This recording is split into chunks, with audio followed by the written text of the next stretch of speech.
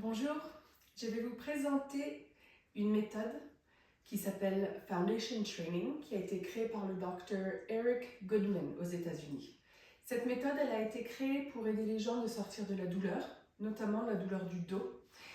Et c'est une méthode qui peut être utilisée par tout le monde. Moi, je l'ai utilisée pendant toutes mes grossesses et je continue de l'utiliser aujourd'hui. Elle m'a beaucoup aidée à sortir de la douleur suite à un accident. Et c'est une méthode que je continue d'utiliser maintenant avec beaucoup de clients et dans tous mes cours. C'est la base de vraiment tout ce que je fais maintenant, tellement elle est puissante cette méthode. Et ça s'appelle Foundation Training, la méthode, le training de fondation. Et pour cause, car ça travaille vraiment sur toute la fondation du corps, l'ossature, qui nous ancre vraiment dans le bassin, et la cage thoracique et la colonne vertébrale. C'est une méthode qui vraiment nous aide à créer de l'espace dans le bassin, de l'espace dans la cage thoracique, de l'espace dans la colonne vertébrale. Et tout cet espace qui est créé aide à l'énergie de circuler au niveau physique, mais aussi au niveau énergétique, pour justement se soulager de la douleur ou alors se renforcer en même temps. Car le plus on crée de l'espace dans le corps, le plus on est demandé à avoir les muscles internes à être forts et puissants. Et donc cette méthode commence avec une respiration, la respiration de base. Et donc je vais vous présenter cette méthode aujourd'hui, en espérant que ça pourra vous aider vous, non seulement à vous soulager de la douleur si vous en avez, mais au moins à ramener toute votre puissance énergétique à votre centre. Le plus on est puissant dans sa ceinture abdominale, le plus on crée de l'espace dans la colonne vertébrale, le plus on arrive à bouger tout autour de cet axe avec aisance et fluidité. Donc voici la méthode. Avant que je commence, moi je ne suis pas certifiée avec cette méthode, ça fait juste plus de 15 ans que je la pratique à des niveaux différents. Et j'y crois vraiment, ça m'a beaucoup aidé dans beaucoup de systèmes. Mais donc voilà, moi je l'offre, c'est un don, une offrande de mes croyances, mais je ne suis pas quelqu'un qui a été en apprentissage physique ou certifié avec Eric Goodman, mais je continue de suivre en méthode intensive toutes ces propositions dans ses cours internet. Donc je me sens assez adaptée à vous partager ça. Pour commencer, on met les gros orteils qui se touchent, les talons sont un petit peu séparés pour qu'on ait l'extérieur des pieds parallèles. Et donc ça c'est la posture de base. Le fait de séparer un tout petit peu les talons, ça nous aide à libérer le bas du dos. Ok, si vous voulez jouer un peu à la maison, de sentir la différence, écartez un peu les talons, sentez ce qui se passe dans le bas du dos, ouvrez et sentez ce qui se passe au niveau du bassin et au niveau du bas du dos. Moi personnellement et la majorité des gens, ils vont sentir que ça resserre un petit peu les fesses et le bassin quand on ouvre. Et donc vu que l'idée est de se libérer, quand on ouvre un peu, on libère. Donc venez d'abord ici avec 3 points de contact, le gros orteil, le petit orteil, le talon, que ça crée 3 points de contact égaux. On n'est pas plus devant, plus sur les talons, plus sur les côtés, on essaie vraiment d'avoir ces 3 points d'ancrage dans les pieds. Et d'ici, imaginez que vous avez une ficelle qui vous tire vers le ciel. Et vous sentez cette ficelle qui vous tire. Rien que là, en imaginant qu'il y a une ficelle qui vous tire, déjà, on sent une longueur qui se crée. Et avec ça, on essaie de libérer les épaules. On n'est pas tendu ici. Et on repousse un petit peu la mâchoire en arrière pour créer un plat derrière. Donc du côté, ça vous fait ça. On n'a pas la tête qui part en avant. Vraiment, on emmène le menton un peu en arrière. Un peu élevé ici pour créer un plat. La ficelle qui nous tire vers le ciel.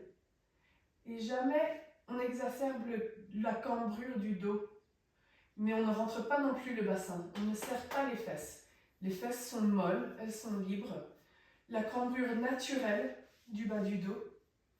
La ficelle qui nous tire. Voilà, là c'est la posture de base. Et d'ici, on va commencer le mouvement et la respiration. Donc on est là, on laisse les genoux se toucher. Le fait encore une fois de laisser les genoux se toucher libère le bas du dos. Donc on a les 3 points de contact, les orteils qui se touchent, les talons séparés, les genoux qui se touchent.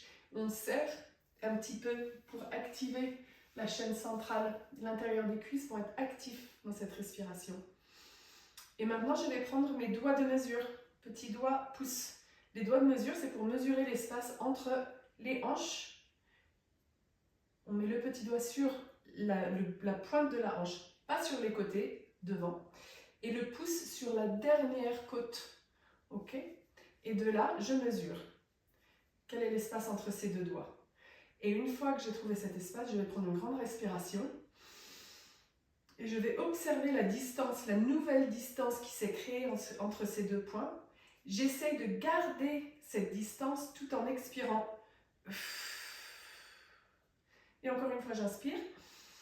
Je crée de l'espace et j'expire.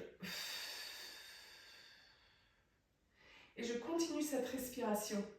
L'idée est que à chaque fois que je respire, donc vous continuez pendant que je parle à la maison, continuez de garder cet espace. Libérez les épaules. Il y a souvent tendance à faire ça, à crisper dans le haut du corps. Ne faites pas ça. Libérez les épaules. Ok, ça va être un gros boulot au début si vous n'avez jamais fait cette respiration. Et donc vous continuez de respirer. Continuez de créer de l'espace entre le bassin et la cage thoracique, tout en relâchant les épaules. Et à chaque fois, l'idée c'est de gonfler la cage thoracique. Gonfler la cage thoracique. Comme si on avait un ballon et avec chaque respiration, vous gonflez le ballon dans la cage et avec chaque expiration, on resserre le ventre mais on garde la cage thoracique gonflée. Continuez chez vous la respiration. On inspire, on gonfle la cage thoracique et quand on expire, on essaie de garder tout ce qui a été inspiré ici, juste en resserrant l'abdomen. Continuez ça chez vous. Continuez cette respiration pendant que je continue de parler. Et maintenant, assurez-vous que quand vous créez de l'espace devant, vous n'êtes pas en train de cambrer trop derrière.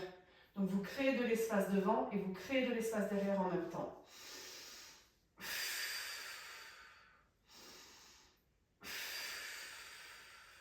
Continuez la respiration et maintenant vous allez en grandes ailes. Vous allez ouvrir les bras. Quand vous ouvrez les bras, vous ne serrez pas les omoplates. Vous ouvrez comme s'il y avait quelqu'un qui vous tirait de chaque côté. Vous séparez les omoplates, vous ouvrez la poitrine, vous poussez les mains de chaque côté. C'est dynamique ce mouvement. Vous ne cassez pas les poignets, vous gardez vraiment cette longueur. On fait un petit check, vous continuez chez vous la respiration. Les gros orteils se touchent, les talons sont un petit peu séparés. Les genoux se touchent et se serrent. L'intérieur des cuisses est actif et dynamique.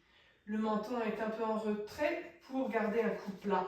On n'est pas en train de regarder en l'air ou en train de regarder en bas. Continuez cette respiration chez vous, les bras sont bien écartés. Et on tire la ficelle vers le haut. Je gonfle la cage thoracique. J'inspire. Je crée de l'espace entre le bassin et la cage thoracique et j'expire tout en gardant cet espace. Je ne me laisse pas retomber avec chaque expiration. Je ne fais pas ça. Je respire. Je gonfle. Et maintenant, une fois que je suis là, si je veux aller un tout petit peu plus loin, pour vraiment commencer à créer du dynamisme et de la force et de la puissance dans le bas de mon dos et dans l'abdomen, je vais partir en avant un tout petit peu en créant une sphère de tension avec les mains. Ne perdez pas votre posture chez vous, je vais juste vous expliquer cette sphère de tension. Il y a tous les doigts qui se touchent, chaque phalange est un tout petit peu pliée. Ok, et c'est de la tension. J'appuie dans mes doigts. Si j'essaie de séparer vos doigts, je ne pourrais pas le faire. C'est une sphère de tension. Donc je suis là, avec ma sphère de tension. Les genoux qui se touchent. Et je continue ma respiration. Et quand je suis là, je resserre un peu les muscles des aisselles. Je rapproche un petit peu les coudes. Pour que tous les muscles actifs soient ici et que je repose les trapèzes. Il y a tendance à faire ça. Ok, assurez-vous que vous n'êtes pas en train de faire ça. Assurez-vous que vous créez de la distance entre le bassin et la cage thoracique. Vous créez de la puissance en dessous des aisselles. Et là, vous imaginez qu'il y a une ficelle qui vous tire vers l'avant avec les mains et une autre qui tire les hanches vers l'arrière. Et c'est quoi le mot du départ que je vous ai dit? Espace. Combien est-ce que je peux créer de l'espace entre mes mains et mon bassin? Combien est-ce que je peux créer de l'espace entre ma tête et mes pieds? Je m'étire de haut en bas. Je m'étire d'avant en arrière. Et je continue cette grande respiration.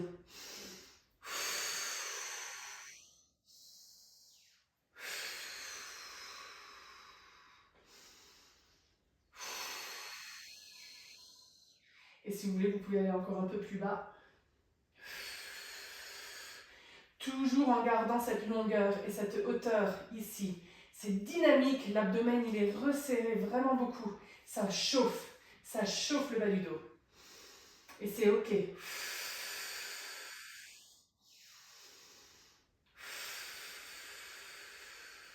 tout doucement remonter. Libérez les pieds. Pliez un peu les genoux. Et s'il y a besoin, faites quelques circulations du bassin pour faire circuler l'énergie. Et si vous faites cette respiration plusieurs fois par jour, une fois que vous avez bien compris la respiration, vous verrez, ça vient assez naturellement. Mais c'est tout un travail, il faut vraiment faire attention à tous les différents points. Le plus important, c'est combien d'espace est-ce que je crée constamment entre les hanches et la cage thoracique. Combien est-ce que je peux garder cet espace sans cambrer le dos. L'idée, c'est d'être en aisance dans le corps, sans resserrer les fesses, sans cambrer le dos, pour qu'on bouge avec plus d'aisance. Ça, c'est la base. Une fois que vous avez bien compris la base de la respiration décompressée, ensuite, on peut évoluer sur des mouvements qui vont encore plus renforcer. Et le plus on est tonique et dynamique dans notre colonne vertébrale, le plus on est soutenu et en sécurité, le plus on peut bouger avec fluidité, sans se faire mal. Belle pratique à vous.